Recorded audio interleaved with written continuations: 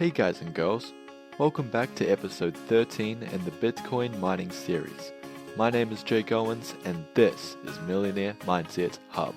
2 episodes ago, we briefly touched on what a cryptocurrency exchange is when I was showing you guys how to withdraw money from Miningate. And now, I'd like to expand on it to give you a more in-depth understanding of centralized currency exchanges, what they are, how they work, and why they're so vital to any internationally trading or traveling community, as it will give you a better understanding of how you can turn your digital currencies into traditional legal tender and vice versa. Let's get into it.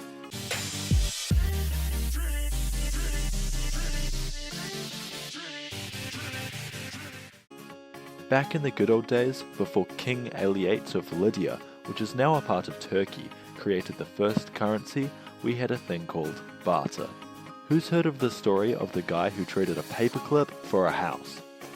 Basically, what he did was start with a red paperclip, then traded that paperclip for a pen, and the pen for a doorknob, the doorknob for a camping stove, the camping stove for an electric generator, the electric generator for a beer keg and a light-up sign, the beer keg and a light-up sign for a snowmobile, the snowmobile for 2 tickets to the Canadian Rockies, the 2 tickets to the Canadian Rockies for a van, the van for a music recording contract, the music recording contract for a year's free rent in a room in a house, the year's free rent in a room in a house for an afternoon with Alice Cooper, an afternoon with Alice Cooper for a Kiss Snow Globe, a Kiss Snow Globe for a part in a Hollywood movie, then he traded in the part in a Hollywood movie for a house.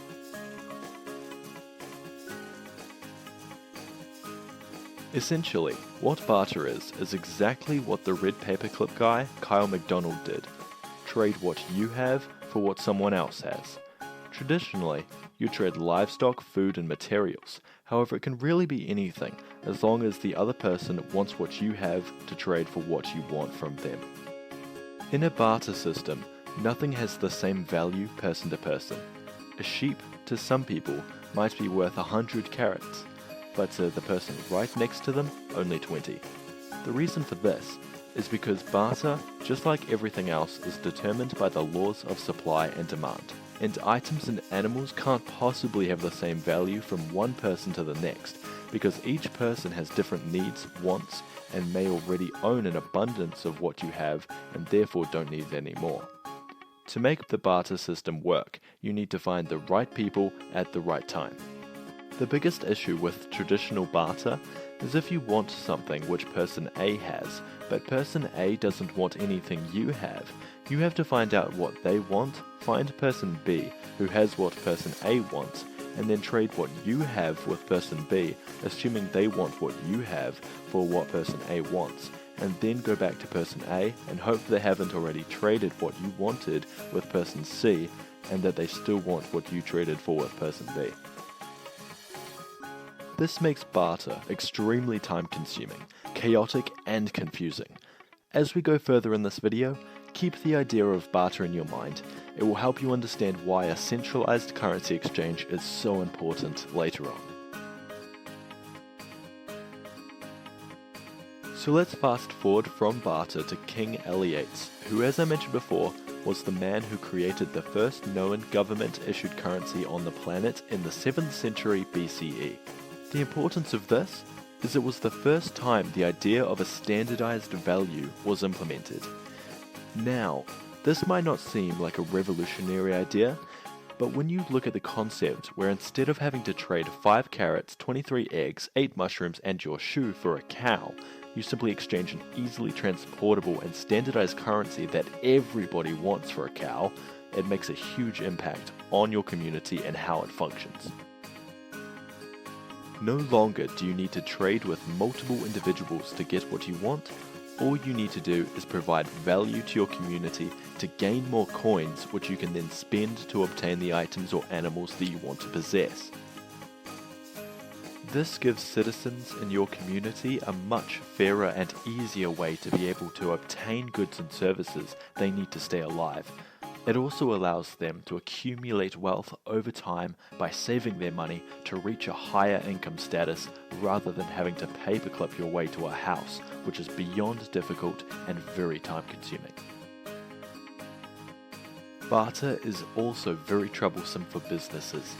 Can you imagine, as a shoemaker, having to negotiate items and animals for the materials to make your shoes for each order you place with the material company?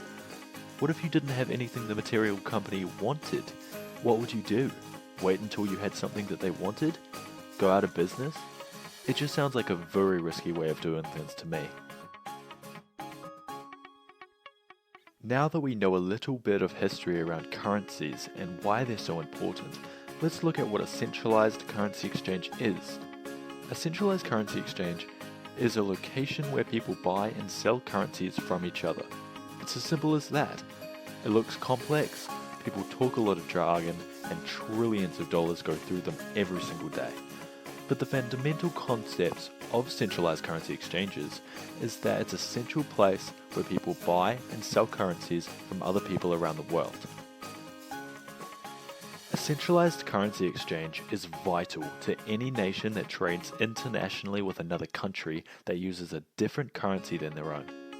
This is because it allows you to determine the value of both currencies you're trading with. For example, if your nation's legal tender holds a higher value than Nation B, Nation B will have to give you a larger sum of their currency to equal what they want of yours.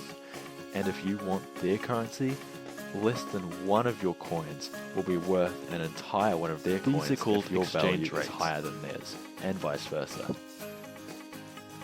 However, if there were no centralized currency exchange, no one would know what each other's currency is worth compared to their own.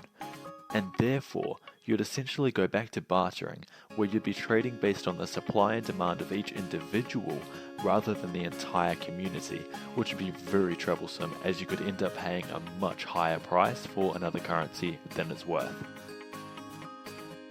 So, how does a centralized currency exchange work? Well, remember how earlier in the video I mentioned that you should take note of the concept of barter? Well, essentially, that's exactly what's happening, except with a monetary system. This is where supply and demand come into place. I'll say again what a centralized currency exchange is. It's a central place where people buy and sell currencies.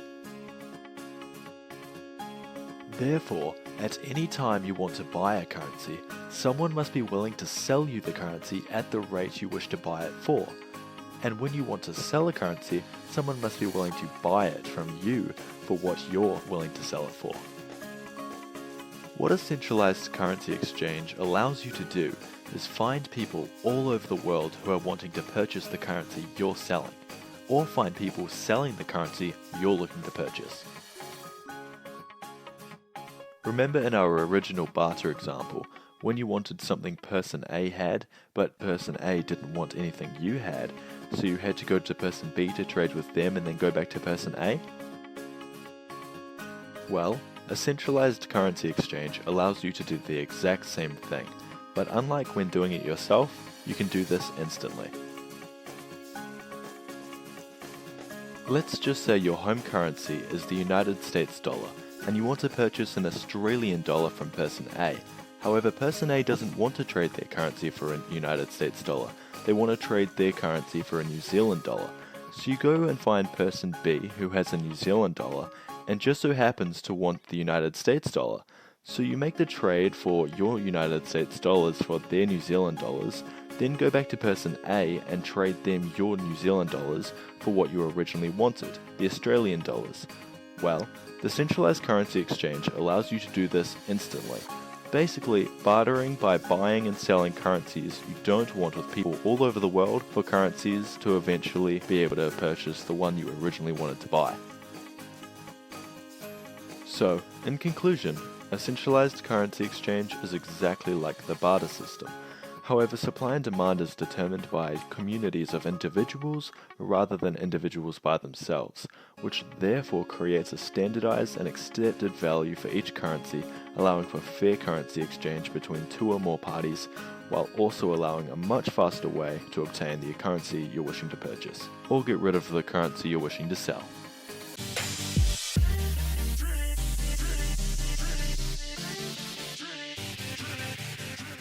Hey guys and girls, thanks for watching.